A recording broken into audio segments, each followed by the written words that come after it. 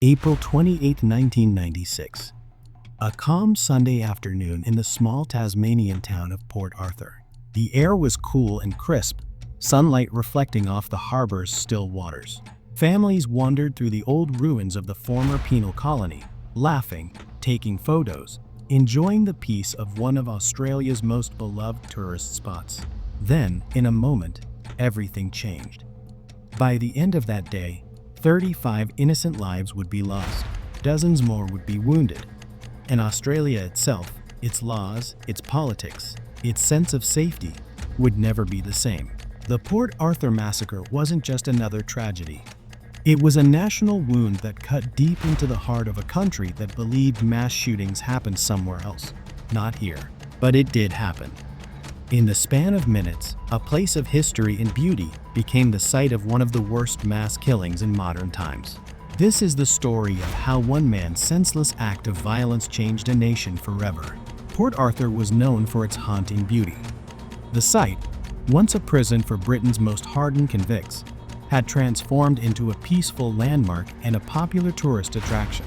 People came from across the country and the world to explore its ruins, its gardens, and its serene coastal views. That weekend, visitors filled the Broad Arrow Cafe, a popular spot overlooking the water. Staff moved busily behind the counter, serving lunch to travelers, families, and locals. It was an ordinary day, filled with ordinary moments, until Martin Bryant arrived. Bryant was a 28-year-old man from Hobart, Tasmania. He was quiet, awkward, and by most accounts, deeply troubled. Neighbors found him odd. Teachers described him as disruptive and socially behind. Some called him simple-minded. Others called him dangerous. He lived alone, surviving on an inheritance after the death of his father, and spent his days drifting, aimless, isolated, and obsessed with weapons. That morning, Bryant left his home driving a yellow Volvo station wagon. Inside the car were 3 guns, a Colt AR-15 semi-automatic rifle, an FNFAL rifle, and a .308 caliber weapon, along with hundreds of rounds of ammunition. His first stop was the Seascape Guest House, a small property near Port Arthur owned by David and Sally Martin. Bryant had a long-standing grudge against the couple, believing they had wronged his family in a past property deal. Neighbors later reported hearing gunshots around that time. When police arrived much later, they would find David and Sally Martin dead. The massacre had already begun. From there, Bryant drove to Port Arthur. He arrived shortly after 1 p.m., parking near the cafe. He carried a large blue sports bag and walked casually toward the entrance. Witnesses later remembered that he looked calm, even friendly. He ordered lunch, chatted with tourists, and took a seat near the window. Minutes later, he reached into his bag and pulled out the AR-15 rifle. At 1:27 p.m., the first shot rang out. What followed was pure chaos. Bryant opened fire indiscriminately at the people around him. A man fell instantly, then another, then another. Within seconds, panic erupted, screams, shattering glass, the sound of rapid gunfire echoing off the cafe walls. People dove for cover, overturned tables, and crawled for the doors. But the small cafe offered little room to escape. Bryant kept firing, moving methodically from one end of the room to the other. Some victims were shot at point-blank range. Others tried to shield loved ones with their bodies. In less than 2 minutes, 20 people were dead inside the cafe. Another dozen lay wounded. Bryant then stepped outside and continued shooting. He targeted people in the car park, at buses, even those running for their lives. One man tried to drive away with his wife and child. Bryant shot through the windshield, killing the driver instantly. A young woman hid under her boyfriend's body, pretending to be dead as Bryant walked past her. Another couple tried to run. Both were shot in the back. The gunfire spread down the road toward the site's toll booth, where cars were trying to flee. Bryant reloaded, fired again, and killed several more, including a mother and her 2 little girls, 6-year-old Alana and 3-year-old Madeline Mickey. Their mother, Nanette, had begged him to spare them. He did not. In just 15 minutes, 35 people were dead. 23 others were seriously injured. Bryant climbed back into his car and drove away from the site, leaving behind a trail of unimaginable devastation. As news of the shooting spread, confusion reigned. At first, emergency dispatchers thought it was a prank call. Port Arthur was a peaceful, isolated place. The idea of a massacre seemed impossible. But as police and ambulances arrived, the horror became real. Bodies lay across the grounds. Survivors screamed for help. And smoke rose from the cafe that had, minutes earlier, been filled with laughter. Bryant drove back to the Seascape guest house, where the killings had started that morning. On the way, he encountered more victims, firing randomly from his vehicle. When he arrived, he took a hostage, a man named Glenn Pears, and barricaded himself inside. What followed was an 18-hour standoff. Police surrounded the property, urging Bryant to surrender. Negotiators tried to make contact, but Bryant fired shots at them through the windows, taunting officers, laughing. At one point, he set the house on fire. By dawn the next morning, the Seascape guest house was engulfed in flames. Bryant stumbled out, badly burned and dazed. He was arrested on the spot. Inside, officers found the charred remains of his final victim. The massacre was over. The investigation that followed revealed the full scale of the horror. Forensic teams found shell casings scattered across the cafe and car park. Ballistics matched Bryant's weapons exactly. Survivors identified him from photo lineups without hesitation. The evidence was overwhelming, but the question everyone asked, from police to politicians to the public, was simple. Why? Why had Martin Bryant done this? Born in 1967, Bryant had struggled with learning difficulties from an early age. His teachers said he had trouble understanding instructions and became frustrated easily. As a teenager, he was socially isolated and often bullied. He was described as unpredictable, sometimes friendly, other times aggressive. When his father died in 1993, Bryant inherited a significant amount of money. He stopped working, lived alone, and became increasingly detached from reality. He spent much of his inheritance on cars, exotic trips, and, crucially, on guns. Those who knew him said he loved attention. He would often boast, exaggerate stories, and talk about doing something big. No one took him seriously until it was too late. During police interviews, Bryant initially denied everything. He smiled, laughed, and changed his story repeatedly, but the evidence was too strong. Eventually, he confessed to the murders, though even then, his motives remained unclear. He said he had been annoyed by people, that he wanted to teach them a lesson. Some believed he was trying to gain notoriety. Others thought he acted out of deep-seated resentment towards society. Whatever his reasons, the violence was beyond comprehension. In the days that followed, Australia went into mourning. Television screens filled with images of grieving families, tearful survivors, and rows of flowers outside churches and police stations. The country was stunned, heartbroken, and angry. Prime Minister John Howard, only 6 weeks into his term, called the massacre a day of unspeakable horror. He vowed that such an atrocity would never happen again on Australian soil. Public outrage grew, demanding action. How could a man with known mental issues legally purchase high-powered assault rifles? Why had there been so little regulation? For many, it wasn't just about one man's actions.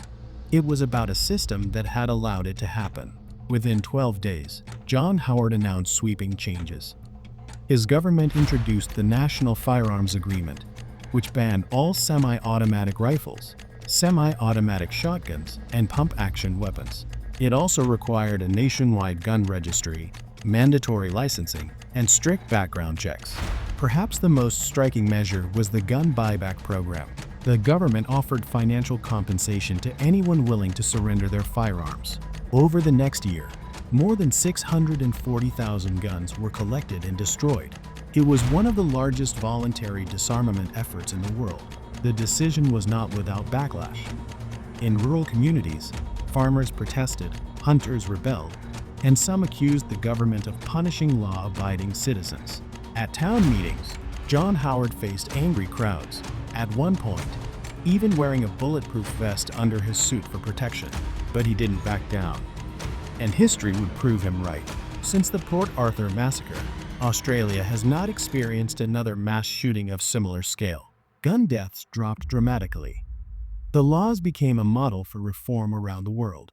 Out of tragedy, Australia found unity and a renewed sense of responsibility.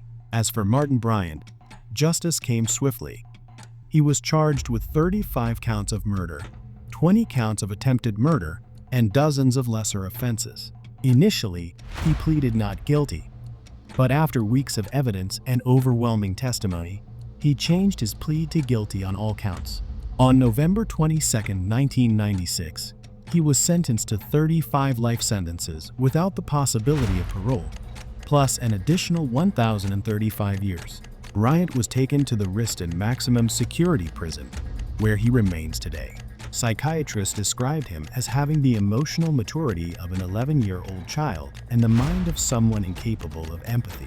He reportedly spends his days in near total isolation, heavily monitored, often silent, sometimes smirking when his crimes are mentioned. There are reports he has expressed confusion over why people still care about what he did.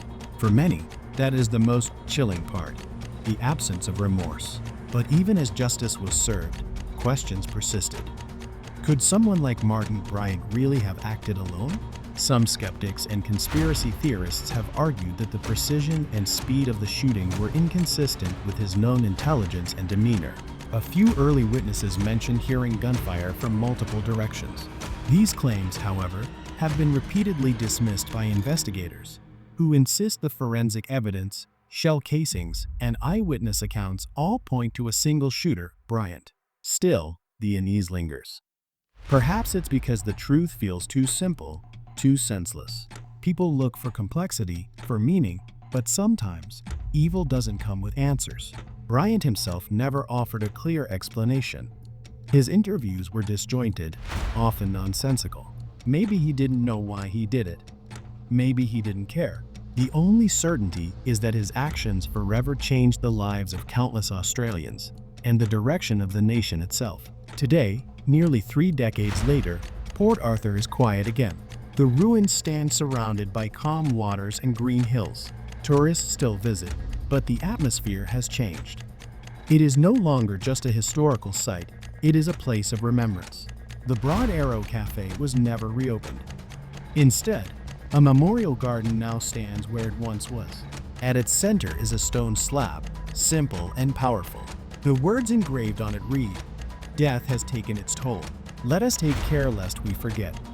Every year, on April 28th, families, survivors, and locals gather to remember the victims. Some bring flowers. Others stand silently, listening to the wind move through the trees, a sound that replaces the silence that followed the gunfire all those years ago. For those who lived through it, the memories never fade. The sounds, the faces, the moments frozen in time, they remain, replaying endlessly in the mind. But alongside the pain, there is also pride. Pride in how the nation responded. Pride in the lives rebuilt. Pride in the belief that something good, something lasting, emerged from the ashes of horror. The Port Arthur Massacre was not just an event, it was a turning point.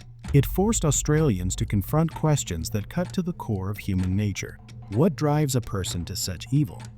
How does a community heal from unimaginable loss? And how far should a nation go to protect its people from themselves?